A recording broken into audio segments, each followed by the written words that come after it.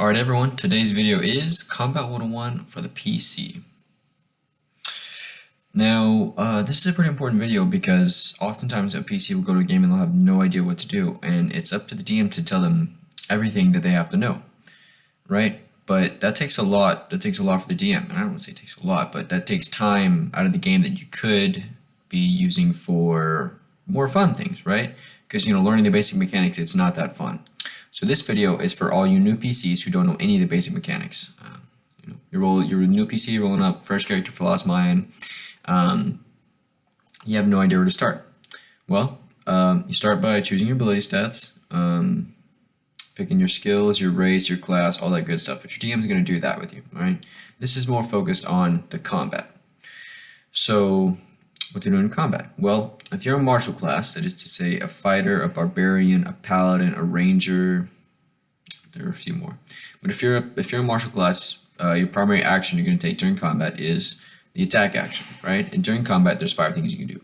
You can take an attack, a bonus action, a reaction, free interaction, movement, and if you have a nice DM, free checks. So with said action, you're usually going to do things like swing your sword, right? So to make an attack roll, swing your sword, you need to roll your d20 and take your weapon ability modifier. So let's just say you're a fighter using a longsword. You'll take your strength modifier, you add your proficiency, which at level 1 would be 2. So you'll take your strength, you'll take your proficiency, you'll add that to the d20 roll, and if the number you rolled equals or exceeds your foe's armor class, you hit. So now you roll damage, right? And let's keep the longsword example. We'll roll our 1d8 and we'll add our strength modifier. Now a lot of people confuse attack and damage. Right? They are not remotely the same. Your attack is to see whether you hit. Your damage is to see how much damage you deal on a hit. Okay? So, you just gotta try and distinct those two things in your mind. Right? When your DM says D followed by a number, so D20, that means 20-sided die. D8, 8-sided die, right? D4, D6, D8, D10, D12, D100. Those are the different sides of dice. And it's useful to know as well. A lot of this stuff, like knowing the different die, being able to make your own attack roll, that is going to help your DM in the first session, right? Because that's stuff that he's going to have to take his time out of, explain to you again and again and again. But if you watch this video a few times and you kind of try and learn everything, it makes things a lot easier for the DM. So with your action, you're probably going to be attacking, all right? And then we'll get to elevated combat in a minute. But primarily, you're going to be using the attack action on your turn and moving up to the enemy to attack, right? Now, if you're a spellcaster, which I don't recommend for a new player character as a spellcaster, but you're going to pick it anyways, what you do when you make your attack roll, let's say you're casting your cantrip, which your cantrip can be cast any number of times, while your first level spell can only be cast 3 times if you're a regular caster, or if you are a warlock, it can be cast 1 time. So, cantrip, spell 3, or 1 if you're a warlock, cantrip unlimited, alright? So you can just spam fire bolts all day, but you can't spam magic missile all day, right? Too simple.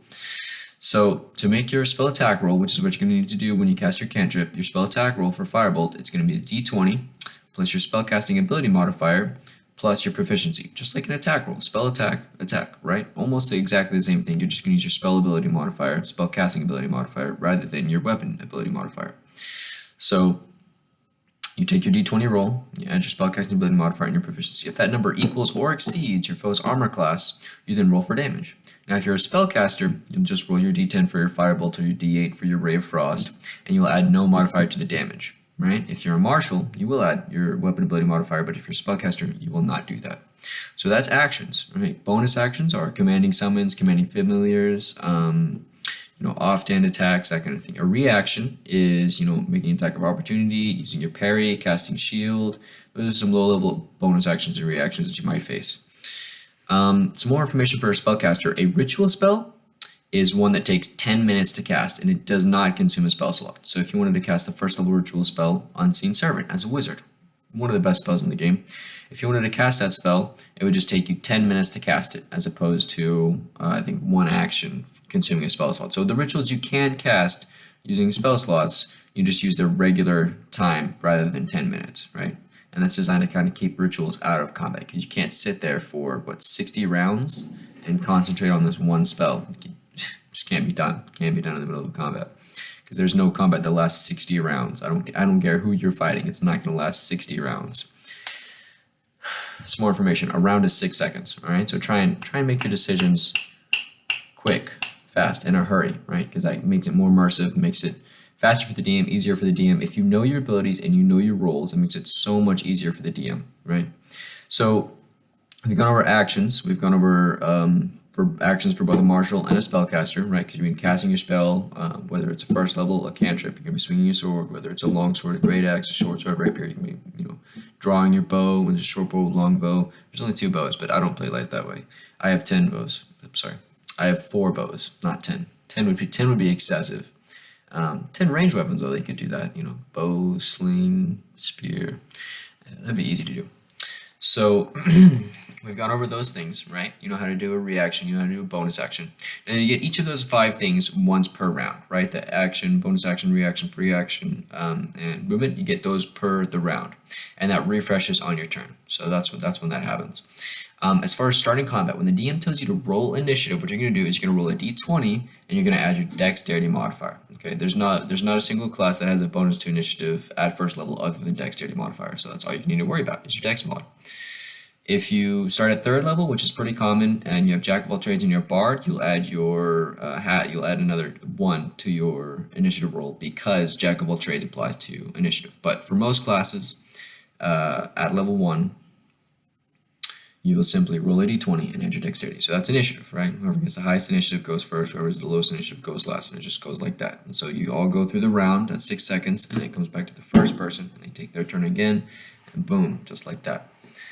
So, yeah, going over the basic actions, some higher level actions, a grapple, okay? If you're a strong character, or even if you're not a strong character, and you want to grab someone and stop them from getting away, you just run up and you say, I want to grapple them, right? So then you'll just make contested strength checks. There's the disengage, which prevents you from taking attacks of opportunity when you leave someone's reach. There's dash, which makes you move twice as fast. There's dodge, which makes incoming attacks have disadvantage. There's hide, which is hard to proc in combat.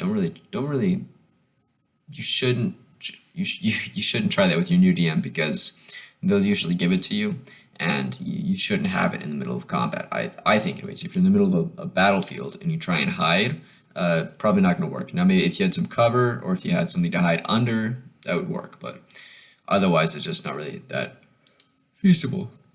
So, grapple, disengage, dodge, hide, help. You can help your allies hinder. You can hinder your enemies, and each of those will just give advantage or disadvantage respectively on the next check or attack roll. And I think it actually might even work on saving throws too, but it'd be hard to predict that. But it would still work on a saving throw, I would assume. Although some DMs do targeted help, which is what I do. You have to declare what you're helping them for. You can't just give them blanket advantage on their next any of those 3, because that doesn't make any sense, right? So that's a help and hinder. As far as using your free interaction, a really good use of this is trying to make some checks. So if you're in the middle of combat and you don't know what you're fighting, maybe do a nature or arcana check to try and figure it out. If you need a different weapon because it has vulnerability instead of resistance, then you could switch weapons, right? That's some good stuff to do with your free interaction. As far as your movement, tanks get in front of the squishy people, because if the squishy people go down, well, that's less allies, isn't it? And less allies is not good, right? You want your squishy people around to help support you.